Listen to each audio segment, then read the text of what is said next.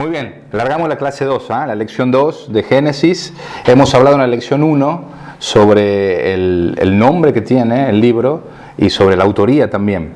En esta lección 2 queremos ver el tema del propósito, del mensaje, de la naturaleza del libro y de la estructura del libro. Y con esto, obviamente, como base vamos a poder entrar en la lección 3 ya a estudiar el texto en sí bíblico. Así que vamos a empezar con propósito. Cuando nosotros hablamos de propósito, por lo general, muchas personas asignan al libro de Génesis que el propósito es explicar el origen de la raza humana, o el significado, digamos, del título no hebreo, que es justamente Génesis, que significa inicio. Pero eso también provoca muchas confusiones, porque cuando uno va al texto bíblico, uno ve que ese no es el propósito que tiene el texto bíblico. Y entonces se genera confusión y a veces competencia con otras, con la historia, por ejemplo, las ciencias, que tienen el propósito de explicar, ¿sí?, el origen y la existencia de todas las cosas. Así que, cuando nosotros hablamos de propósito principal de Génesis, no es ocuparse de las explicaciones del origen de las cosas o el origen de la raza humana. Si bien esto está ahí, no ese es el propósito. Así que vamos a hablar de dos tipos de propósito. Por un lado, un propósito específico y por otro lado, otro general. Cuando hablamos de propósito específico del libro de Génesis, vemos que el propósito específico es proveer la base histórica del pacto de Dios con su pueblo. Y eso obviamente que está todo a lo largo del Pentateuco. Por ejemplo, uno de los eruditos, Segal, dice: el verdadero tema del Pentateuco es la elección de Israel de entre las naciones y su consagración al servicio de Dios y sus leyes en una tierra divinamente seleccionada. El suceso central del desarrollo de este tema es el pacto divino con Abraham y la promesa de hacer de sus descendientes el pueblo escogido de Dios y darle la tierra de Canaán como herencia eterna. Entonces, dentro de este desarrollo del tema, Génesis es como un prólogo indispensable al drama que después se va a desarrollar en el libro de Éxodo. Otro autor, por ejemplo, de Webb, dice que Génesis fue el cimiento de la teocracia. Muestra que el pueblo de Dios se fue separando gradualmente de los otros porque su historia estaba completamente permeada por el plan claro y constante del gobierno divino del mundo, al cual se subordinaban las circunstancias individuales. Entonces ahí había un propósito específico por el cual el autor escribe Génesis, pero dentro del marco de la Biblia uno también puede entender un propósito global o puede ver un propósito global, porque Génesis lo que está haciendo también es testificando que Dios creó al mundo y la humanidad para establecer una relación especial con ambos. Y eso nos permite ver Génesis. Si no tuviéramos Génesis no entenderíamos eso. O sea que el tema central sigue siendo Dios. Es un Dios que crea el mundo, que lo sustenta, el Dios que crea y llama al hombre a una vida de comunión, el Dios que, fiel a su propósito, también trae juicio, pero que redime, que salva. Entonces Dios llama a la creación y al hombre a una relación de comunión. La respuesta a ese llamado depende de una decisión libre, de un compromiso a las demandas de lo que implica esa relación. Y eso es propósito cuando estamos hablando de Génesis, y entonces está muy relacionado con su mensaje. Cuando nosotros hablamos de mensaje, vemos, hay por lo menos 3 puntos claros ahí. Por un lado es que Génesis lo presenta a Dios como el creador. Y esto hablamos algo en la lección pasada, pero frente y en contraste también con todas las explicaciones paganas de la creación del mundo, del hombre, Génesis lo que está afirmando es que el creador de todo es Dios, que escoge revelarse a su pueblo escogido. Entonces expresan su poder de crear de lo no existente, o sea, de la nada, el propósito de dar significado y propósito a la existencia de cada criatura. Habla de la santidad o de la trascendencia de este Dios, porque siempre se diferencia de su creación, y también de la gracia, porque Él es quien sustenta a toda criatura. Pero no solo lo presenta como creador, sino que también Génesis presenta a la creación, y principalmente el hombre, en rebeldía contra Dios. Y ustedes fíjense que ahí van a ver en las notas que los testimonios selectos de la respuesta del hombre son para demostrar cómo el hombre, desde el principio, está rechazando los términos o las condiciones que impone el Creador y lleva una vida independiente y autónoma de Dios. Entonces, esto no solamente se aplica a individuos, sino también a la humanidad entera en el texto de Génesis. Y por otro lado, el mensaje de Génesis es que Dios está invitando a ese hombre alejado a volver a la comunión con Él. Por eso no es que solo se presenta como creador y no solamente presenta a la criatura como alejada y al mundo, sino también siempre presenta a Dios como redentor. Siempre que hay un mensaje de juicio, por ejemplo en Génesis, hay un mensaje de redención, de esperanza en el texto. Entonces el hombre se aleja de Dios, pero Dios no renuncia al propósito original de comunión con su criatura especial.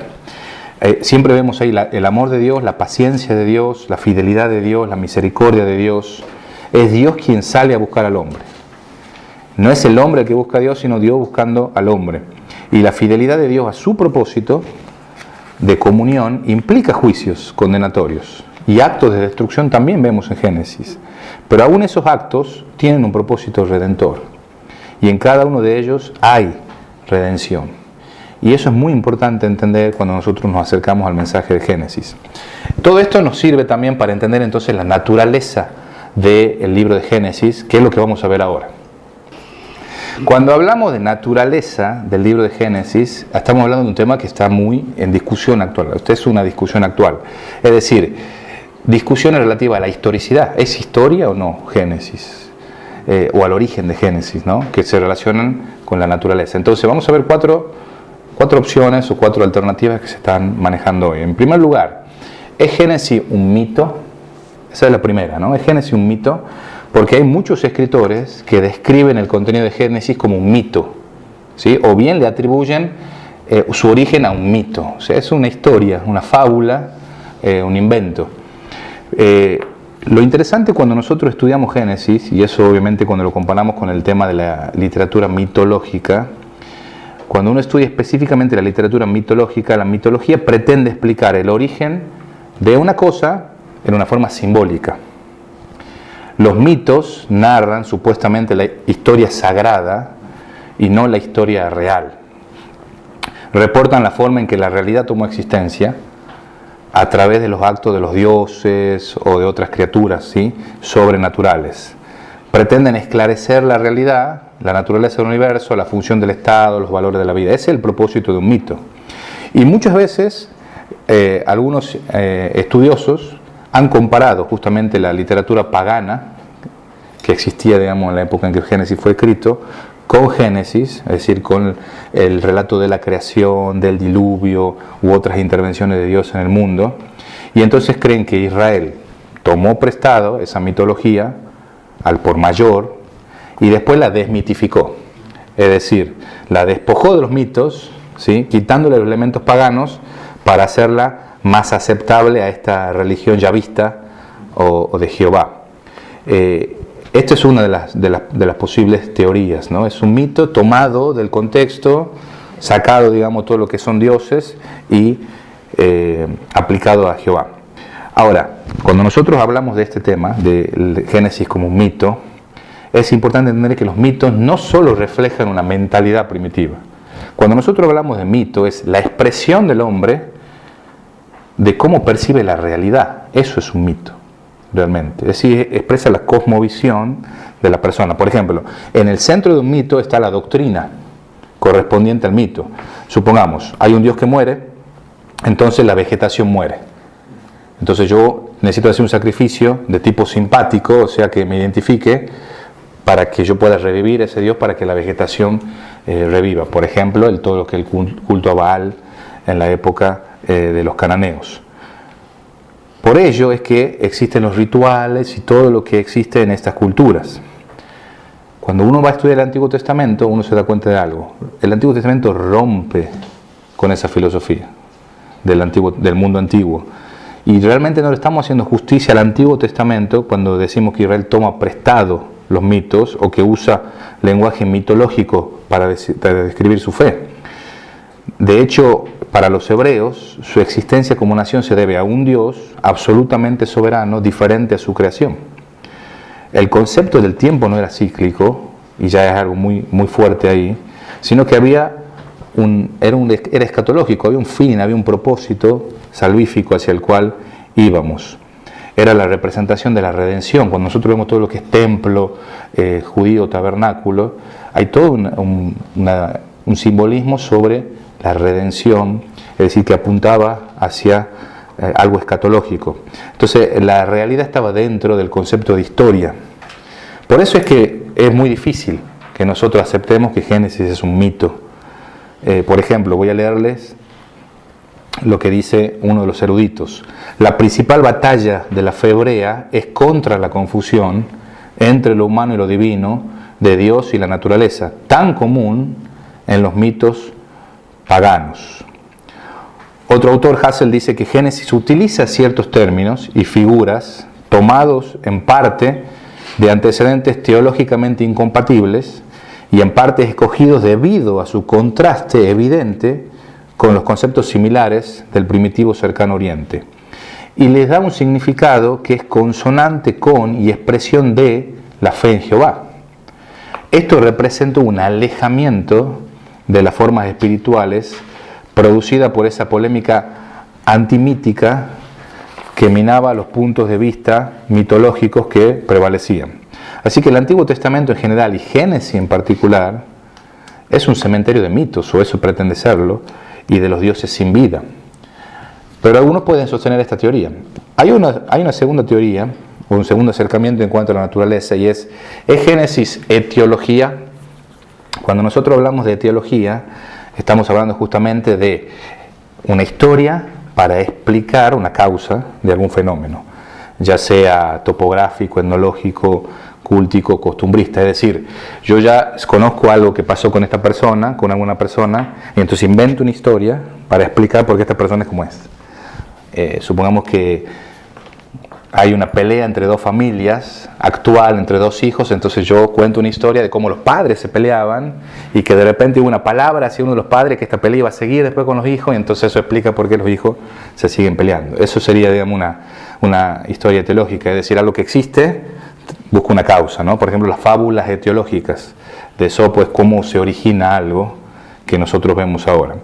Ahora, cuando nosotros entramos a este tema de la etiología, si la narración etiológica es tradición y no un patrón repetitivo, entonces se llama etiología primaria, y lo que uno tiene todo el derecho a arrojar dudas sobre la historicidad, ¿sí?, del suceso. Vamos a hablar de un ejemplo aquí nuestro, actual. El Cacuy. Nosotros conocemos la historia del Cacuy, que eran dos hermanos, uno era muy mala, entonces el hermano lo llevó al bosque, la subió a un árbol, no se pudo bajar, y en castigo se convirtió en un pájaro, ¿verdad?, que repite. Bueno, eso es una fábula etiológica, digamos, una explicación de este animalito en forma de fábula. ¿Es histórico eso? No. O sea, eso no es histórico, ¿sí? Por eso es que estamos hablando de dudar de la historicidad.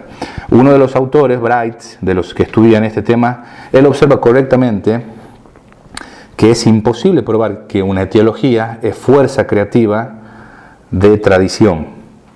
Sin duda, dice él, los relatos registran hechos reales.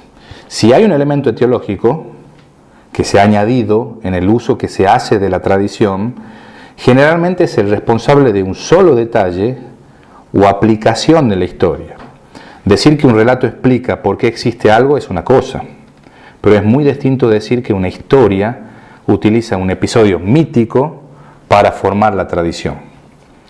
Así que en general los patrones etiológicos sí aparecen en la Biblia, especialmente en Génesis, el cual explica muchas cosas, pero estas narraciones no se pueden denominar cuentos etiológicos que surgieron para responder a ciertas preguntas.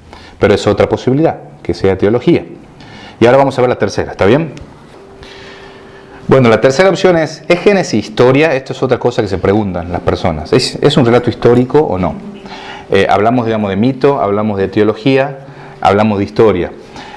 Eso, obviamente, cuando nosotros hablamos de historicidad, en general, los estudiosos, no importa cuáles sean, ellos se niegan a usar el término historia, a menos que sea adecuadamente calificado como diferente a las filosofías modernas de la historia. Es decir, cuando nosotros hablamos de historia, inevitablemente estamos usando la definición de historia que tenemos actualmente, que ellos no manejaban. Entonces otra vez vuelvo con la sospecha ideológica. Un historiador viene y dice: esto no es historia, porque de acuerdo a su concepto de historia, esto no encaja. Entonces, volvemos al tema que hablamos en la lección 1 de la sospecha ideológica, pero esto es todo lo que se puede decir de la historia. Entonces, por eso, como se define tan exclusivamente el concepto, los eruditos dicen, no es en ese sentido historia. No es que Génesis fue un historiador actual que se propuso contar la historia como hoy la contaríamos. Inclusive hoy ustedes saben que se está hablando no de historia, sino de historias, porque hay, digamos, diferentes acercamientos al tema. Entonces uno de los eruditos porteos dice, el hecho de que las tradiciones religiosas de Israel hagan frecuente mención de intervenciones sobrenaturales, a menudo es suficiente para hacer que el historiador las vea con desconfianza y asuma que el curso de los acontecimientos reales debe haber sido muy diferente. Él está señalando la sospecha ideológica. Es decir, el historiador actual dice, no, como hay una mención a algo sobrenatural, no es historia. La historia debe ir por otro lado. Entonces tenemos que tener mucho cuidado también cuando hablamos así. Para muchos, la evidencia de los sucesos de Génesis no es confiable como historia, porque no tenemos otras fuentes. Ustedes saben que Génesis es un libro único, entonces los muchos descubrimientos arqueológicos confirman, aunque confirman el escenario cultural, ¿sí?, de los sucesos, no prueban la existencia, por ejemplo, de Abraham o de José. No tenemos otro registro fuera de la Biblia que diga que Abraham existió en la historia, fuera de la Biblia.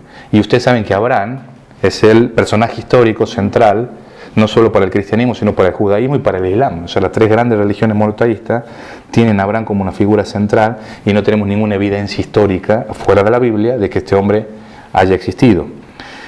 Así que los eruditos críticos dudan en aceptar que Génesis sea una historia real, como se expresa.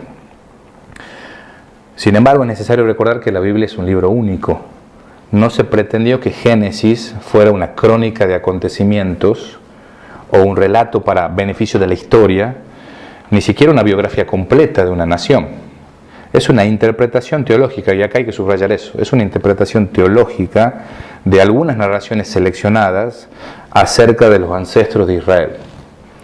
Y debido a que es parte de la palabra de Dios revelada, y no solo una historia humana, comparable con una antigua mitología pagana, uno puede tomar como verdaderos los acontecimientos, aunque no encajen en el concepto actual de historia.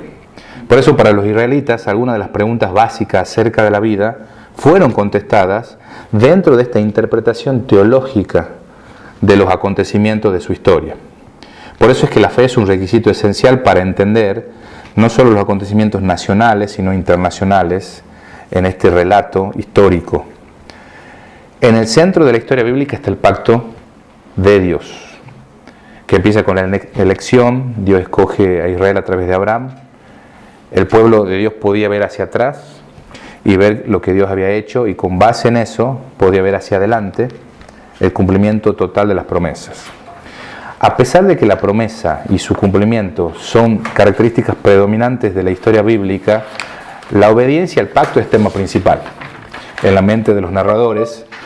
Así que los acontecimientos del pasado fueron registrados por una razón apologética, didáctica, polémica también, para mostrar esto. Y eso tenemos que entender también cuando hablamos de historia. Hay un propósito definido, y lo mismo cuando hablamos de ciencia, porque esto mismo que se discute sobre historia, se discute sobre ciencia. ¿Es la Biblia un libro científico? Bueno, no tiene ese propósito. Yo le voy a dar un ejemplo claro de esto. Si yo digo, por ejemplo, una de las estudiantes que está aquí en nuestra clase vive a 4 cuadras de aquí. Yo le estoy dando más o menos una información para que ustedes tengan un registro de dónde más o menos vive. De repente eso queda escrito o grabado, y alguien dentro de 100 años escucha, se pone a ver la dirección exacta de la persona, se pone a ver dónde estamos nosotros y dice, esta persona vivía a 475 metros del lugar donde estaba hablando Sergio, así que no es correcto lo que él dice. Entonces Sergio no se puede ser aceptado el registro como científico. Bueno, pero no era el propósito, ¿se dan cuenta? Y eso es lo que muchas veces hacemos cuando nos acercamos al texto, y por eso es que cometemos este error de juicio. Entonces, uno, por ejemplo, de los autores, de los eruditos, dice, sería razonable suponer que la interpretación es una respuesta a algo que requiere ser interpretado. Por eso también es que otro erudito dice que mientras que puede ser que el material no sea histórico en el sentido convencional del término, no puede desecharse como una fantasía. el autor narra los acontecimientos en su propio e inimitable estilo, no los inventa, y de esta manera lo que se pone por escrito es la tradición, realizándolo con el reverente cuidado de un genio literario. Donde la tradición puede ser corroborada independientemente, se prueba que es auténtica. Por algún tiempo, todo esto ha sido evidente con respecto a un gran número de detalles incidentales del texto, y ahora se confirma que el marco principal del relato de los patriarcas ha sido presentado con bastante exactitud.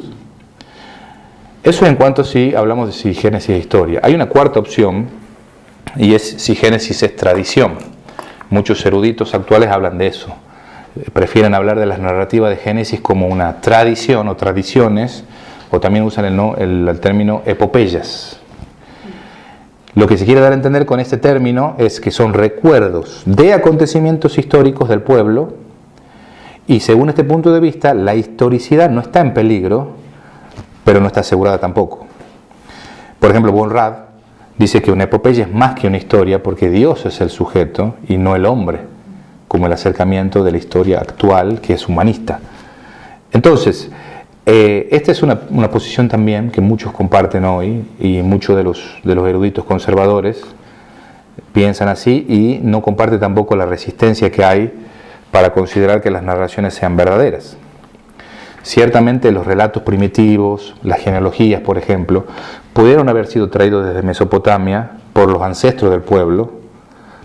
Se puede haber añadido registros familiares de los patriarcas, y todas esas tradiciones, orales al principio claramente y después escritas, pudieron ser preservadas en Egipto por José, junto a los propios registros de José.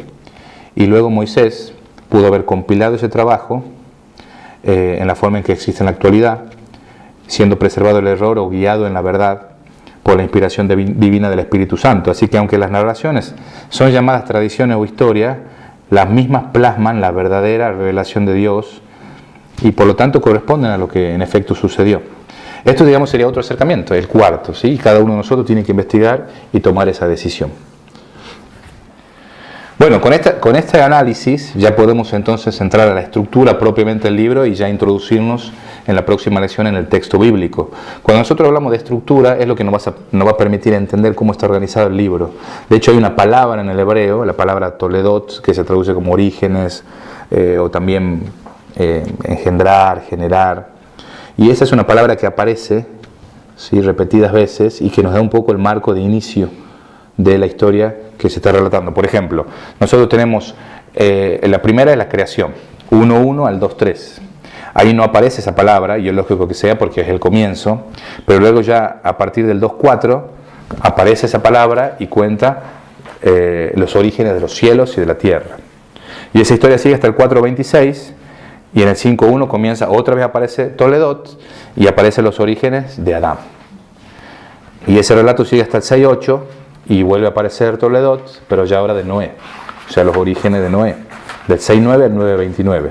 Luego vuelve a aparecer cuando se refiere a los hijos de Noé, y entonces relata toda la historia de los hijos de Noé, en el 10.1.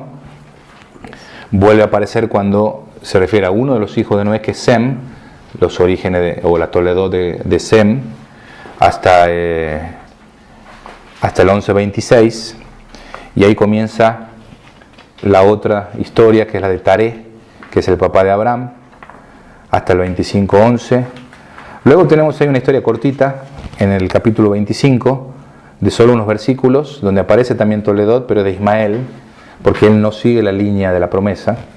Entonces retoma después de ese pequeño paréntesis con la Toledot de Isaac, o sea, la historia de Isaac, desde el 25.19 hasta el 35.29.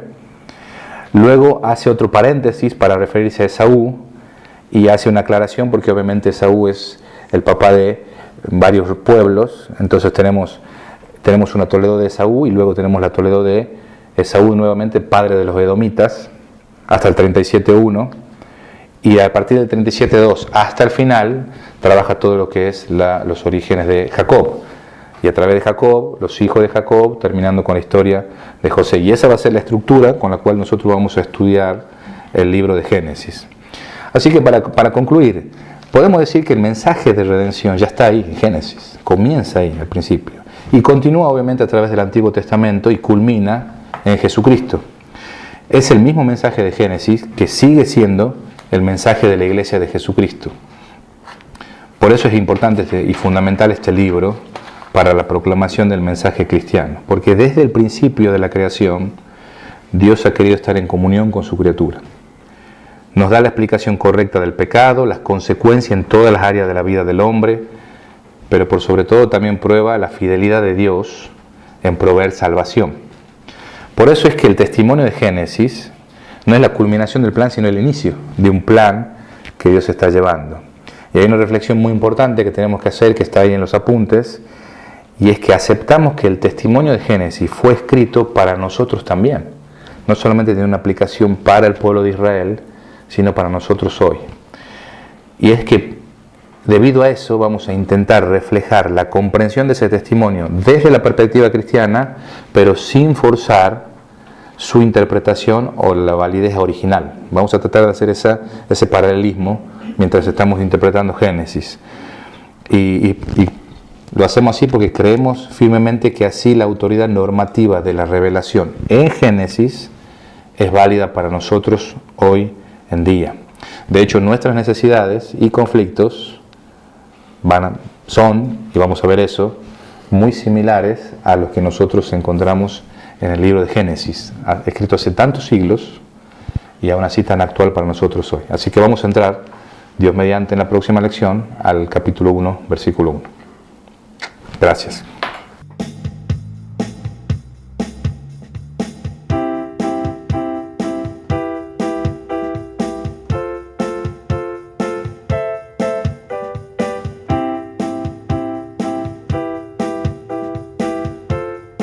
Gracias por llegar hasta el final de este video. Oro y espero que sea de utilidad para su vida.